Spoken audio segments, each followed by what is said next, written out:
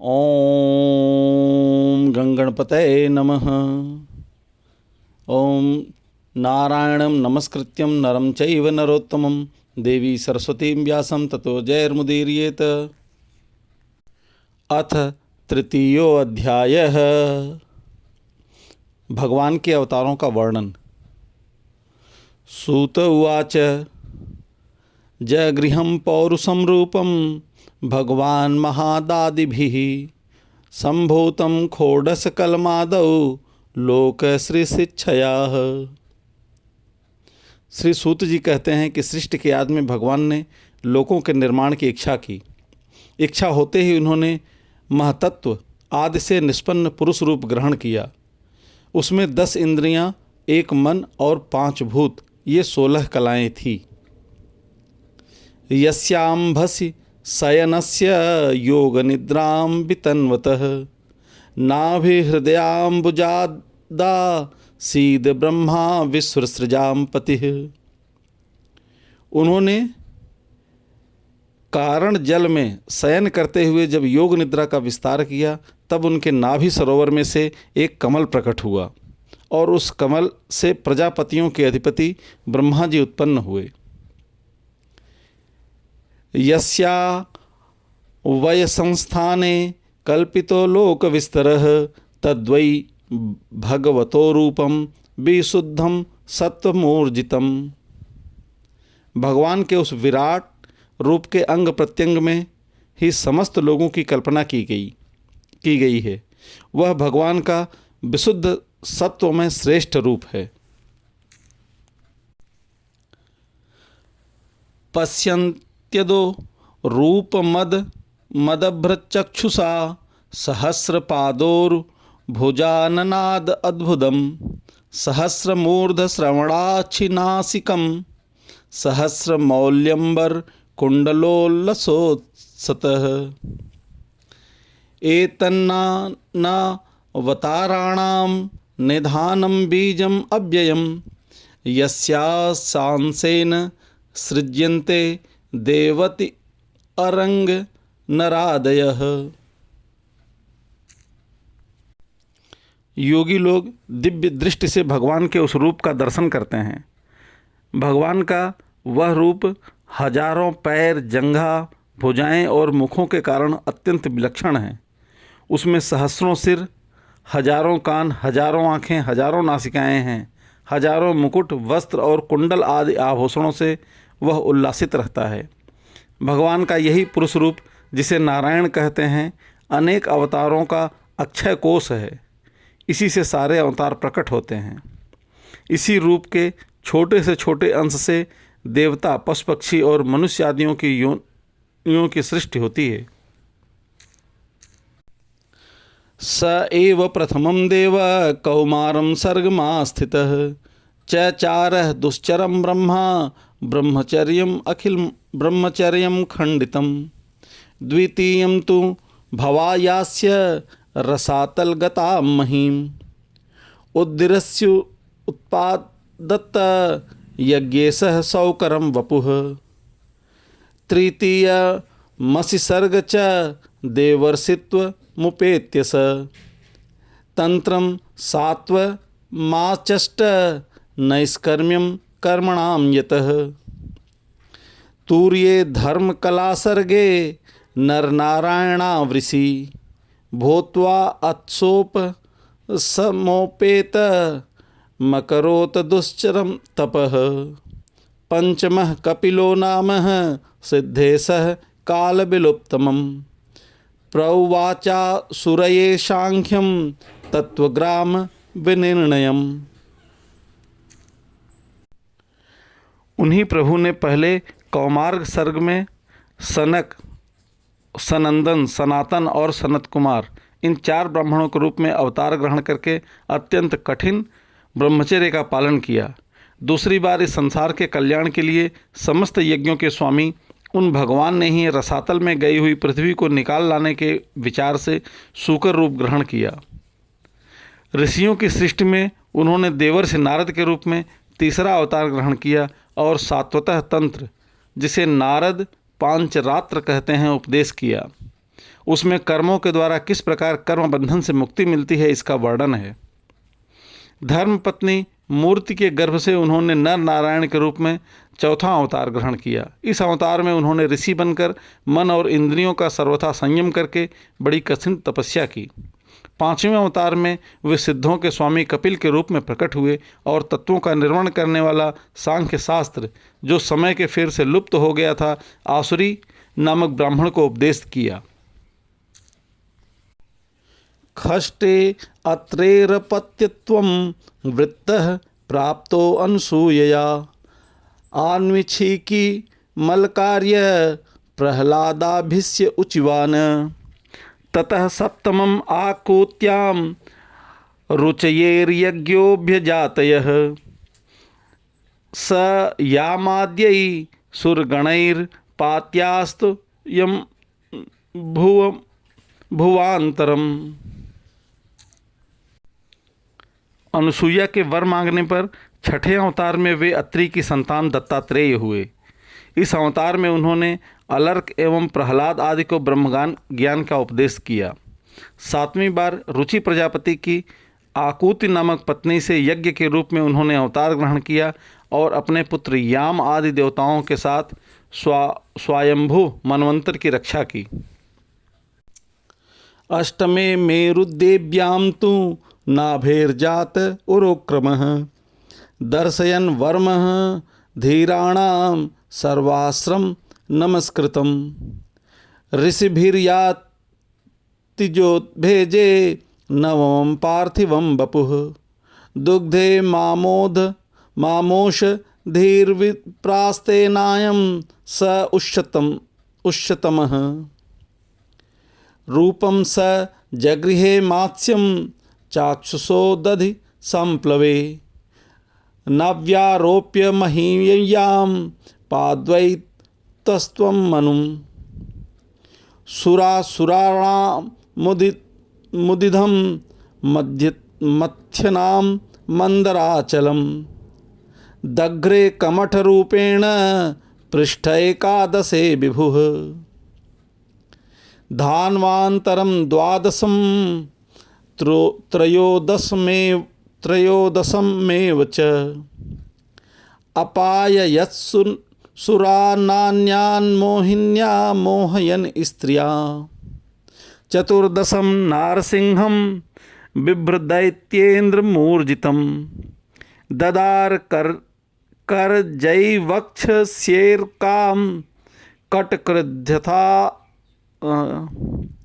पंचदशं वामनकं कृत्वागादरध्वं बले पदत्रयं याचमानः प्रत्यादिष्ट उत्सृष्टिविष्टपम् अवतारे षोडशमे पश्यन् ब्रह्मदुहो नृपान् त्रिः सप्तकृत्वः कुपितो निःछत्रां करोन्महीम् ततः सप्तदशे जातः सत्यवत्यां पराशरात् चक्रे वेदतरो शाखा दृष्ट्वां पुंसोऽल्पमेधसः नरदेवत्व आत्मात्पन्नः सुरकार्याचिकीर्षया समुद्रनिग्रहादीनि चक्रे वीर्याण्यतः परम्।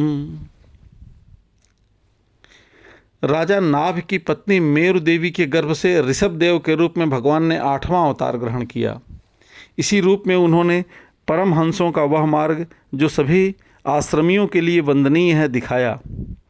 ऋषियों की प्रार्थना से 9वीं बार वे राजा पृथु के रूप में अवतीर्ण हुए। शौनकाद ऋषियों इस अवतार में उन्होंने पृथ्वी से समस्त औषधियों का दोहन किया था। इसी से यह अवतार सबके लिए बड़ा कल्याणकारी हुआ।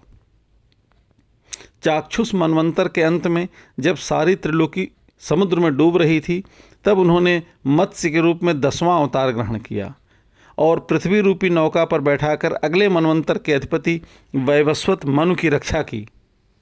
जिस समय देवता और दैत्य समुद्र मंथन कर रहे थे, उस समय 11वां अवतार धारण करके कच्छप रूप से भगवान ने मंदराचल को अपनी पीठ पर धारण किया। 12वीं बार धन्वंतरी के रूप में अमृत लेकर समुद्र से प्रकट हुए और 13वीं बार मोहिनी रूप धारण करके दैत्यों को मोहित करते हुए देवताओं को अमृत पिलाया। 14वें अवतार में उन्होंने नृसिंह का रूप धारण किया और अत्यंत बलवान दैत्यराज हिरण्याकश्यप की छाती को अपने नख से अनायास इस प्रकार फाड़ डाला जैसे चटाई बनाने वाला सींग को चीर डालता है। 15वीं बार वामन का रूप धारण करके भगवान दैत्यराज बलि के यज्ञ में गए। वे चाहते थे त्रिलोकी का राज्य, परंतु मांगी उन्होंने केवल 3 पग पृथ्वी। 16वें अवतार में जब उन्होंने देखा कि राजा लोग ब्राह्मणों के द्रोही हो गए हैं, तब क्रोधित होकर उन्होंने पृथ्वी को 21 बार क्षत्रियों से शून्य कर दिया। इसके बाद 17वें अवतार में सत्यवती के गर्भ से पराशर जी के द्वारा वे व्यास के रूप में अवतीर्ण हुए। उस समय लोगों की समझ और धारणा शक्ति कम देखकर आपने वेद रूप वृक्ष की कई शाखाएं बना दी। 18वीं बार देवताओं का कार्य संपन्न करने की इच्छा से उन्होंने राजा के रूप में राम अवतार ग्रहण किया और सेतु बंधन, रावण वध आदि वीरतापूर्ण बहुत सी लीलाएं की। 19विंशति में वृषणिषु प्राप्त जन्मनि राम कृष्णाविति भुवो भगवान हरद्भरम ततः कलौ सांप्रवृत्ते सम्मोहाय सुरद्विषाम बुद्धो नाम्ना जनसुतः कीकटेषु भविष्यति अथासौ युग संध्यायां दस्यु प्राप्तेषु राजसु जनिता विष्णु यशसो नाम्ना कल्कि जगरपति। 19वें और 20वें अवतार में उन्होंने यदुवंश में बलराम और श्री कृष्ण के नाम से प्रकट होकर पृथ्वी का भार उतारा। उसके बाद कलयुग आ जाने पर मगध बिहार में देवताओं के द्वेषी दैत्यों को मोहित करने के लिए अजन के पुत्र के रूप में आपका बुद्धावतार होगा। इसके भी बहुत पीछे जब कलयुग का अंत समीप होगा और राजा लोग प्रायः लुटेरे हो जाएंगे, तब जगत के रक्षक भगवान विष्णु यश नामक ब्राह्मण के घर कल्कि के रूप में अवतीर्ण होंगे। अवतारा या संख्येया हरेह सत्वनिधिर्द्विजाः यथा विदासीन कुल्याः सरसः स्यु सहस्रशः ऋषयो मनयो देवा मनुपुत्रा महौजसः कलाः सर्वे हरेरैव प्रजापात यस्तथा एते चांस कलाः पुंसः कृष्णस्तु भगवान् स्वयं इंद्रारि व्याकुलं लोकं मृडयन्ति युगे युगे जन्मं गुह्यं भगवतो ये तत्प्रयतो नरः सायं प्रातर्गणान् भक्त्या दुःग्रामाद्विमुच्यते एतद्रूपं भगवतो ह्यरूपस्य चिदात्मनः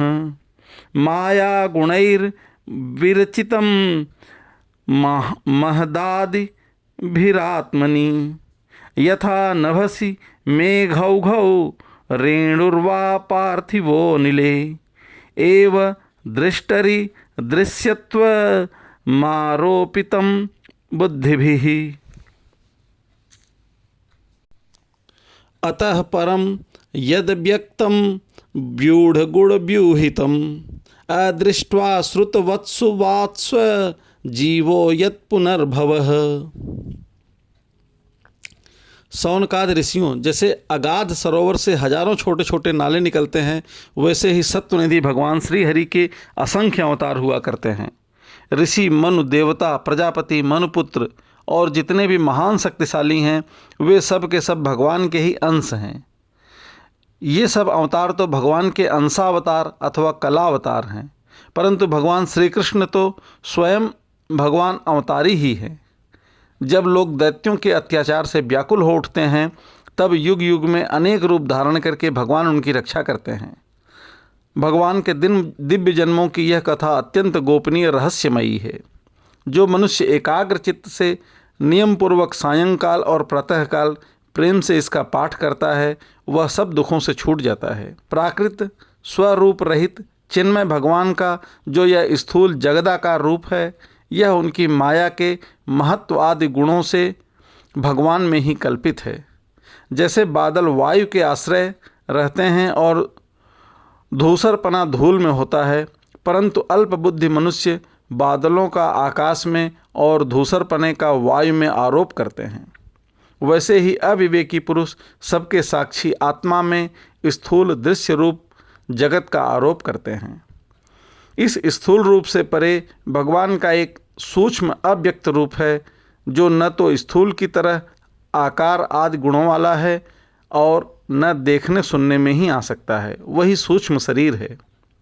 आत्मा का आरोप या प्रवेश होने से यही जीव कहलाता है और इसी का बार बार जन्म होता है।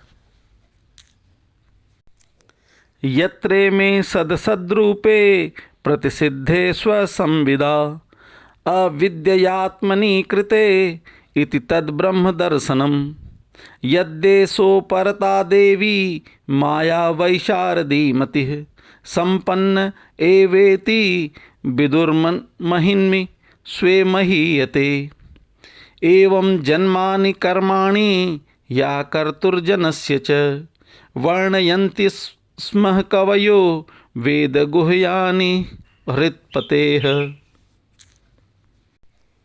उपर्युक्त सूक्ष्म और स्थूल शरीर अविद्या से ही आत्मा में आरोपित हैं। जिस अवस्था में आत्मस्वरूप के ज्ञान से यह आरोप दूर हो जाता है, उसी समय ब्रह्म का साक्षात्कार होता है। तत्वज्ञानी लोग जानते हैं कि जिस समय यह बुद्धि रूपा परमेश्वर की माया निवृत्त हो जाती है, उस समय जीव परमानंदमय हो जाता है और अपनी स्वरूप महिमा में प्रतिष्ठित होता है। वास्तव में जिनके जन्म नहीं हैं और कर्म भी नहीं हैं, उनके हृदयेश्वर भगवान के अपराकृत जन्म और कर्मों का तत्वज्ञानी लोग इस प्रकार वर्णन करते हैं, क्योंकि उनके जन्म और कर्म वेदों के अत्यंत गोपनीय रहस्य हैं। स वा इदं विश्वम मोघनीलीलः सृजत्यवत्यत्ति न सज्जतेऽस्मिन् भूतेषु चान्तर्हित आत्मतन्त्रः खाडं वर्जिकं जिघ्रति खड्गुणेशः न चास्य कश्चिन्निपुणेन धातुरवैति जन्तुः कुम्निशौतिः नामानि रूपाणि मनोवचोभिः सन्तवन्तो नटचर्यामिवाज्ञः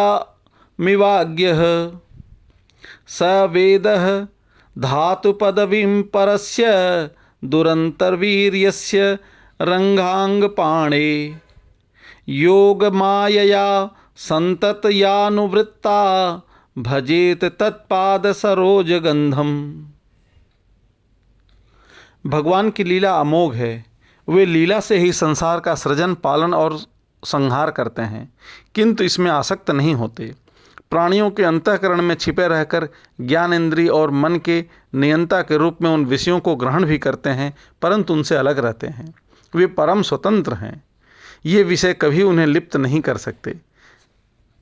जैसे अनजान मनुष्य जादूगर अथवा नट के संकल्प और वचनों से की हुई करामात को नहीं समझ पाते, वैसे ही अपने संकल्प और वेदवाणी के द्वारा भगवान के प्रकट किए हुए इन नाना नाम और रूपों को तथा उनकी लीलाओं को कुबुद्धि जीव बहुत से तर्क युक्तियों के द्वारा नहीं पहचान सकता। चक्रपाणि भगवान की शक्ति और पराक्रम अनंत है, उनकी कोई था नहीं पा सकता। वे सारे जगत के निर्माता होने पर भी उससे सर्वथा परे हैं।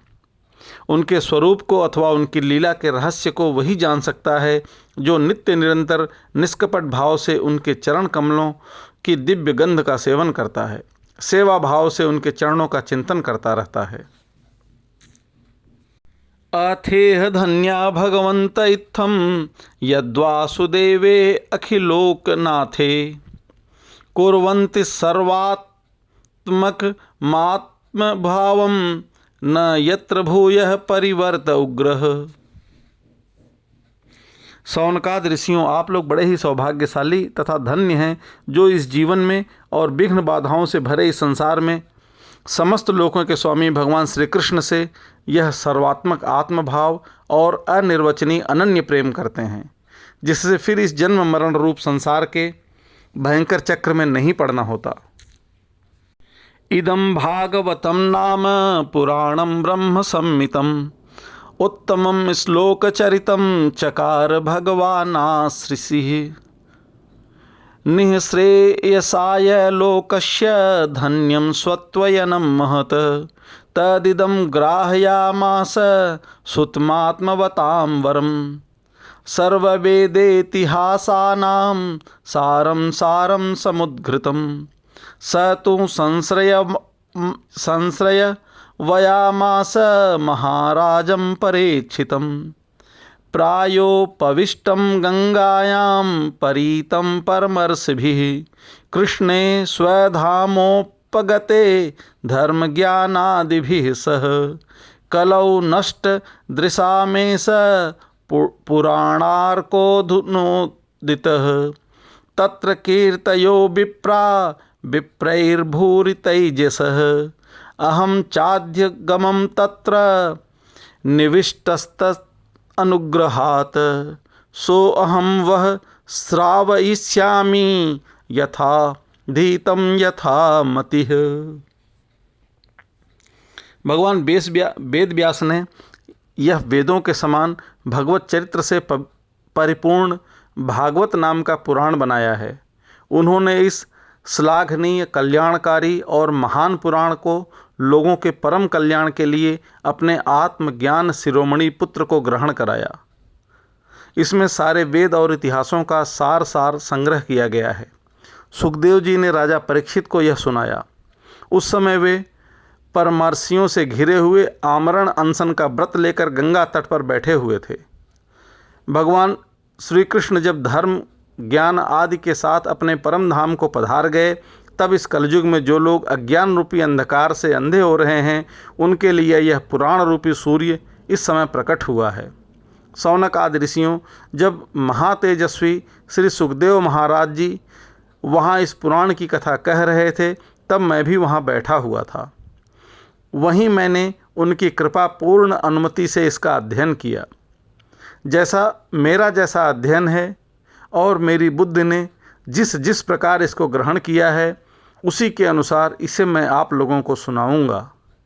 इति श्रीमद्भागवते महापुराणे पारमहंस्यास्यां संहितायां प्रथम स्कंधे नैमिषीयोपाख्याने तृतीयो अध्यायः। हरि ओम तत्सत, हरि ओम तत्सत, हरि ओम तत्सत। छेपक। यहाँ भगवान के 22 अवतारों की गणना की गई है, परंतु भगवान के 24 अवतार प्रसिद्ध हैं। कुछ विद्वान 24 की संख्या को यूँ पूर्ण करते हैं, राम कृष्ण के अतिरिक्त 20 अवतार तो उपर्युक्त हैं ही। शेष 4 अवतार श्री कृष्ण के ही अंश हैं। स्वयं श्री कृष्ण तो पूर्ण परमेश्वर हैं, वे अवतार नहीं अवतारी हैं। अतः श्री कृष्ण को अवतारों की गणना में नहीं गिनते। उनके 4 अंश ये हैं। एक तो केशका अवतार, दूसरा सुतपा तथा प्रश्न पर कृपा करने वाला अवतार, तीसरा संकर्षण बलराम और चौथा परम ब्रह्म। इस प्रकार इन 4 अवतारों से विशिष्ट 5वें साक्षात भगवान वासुदेव हैं।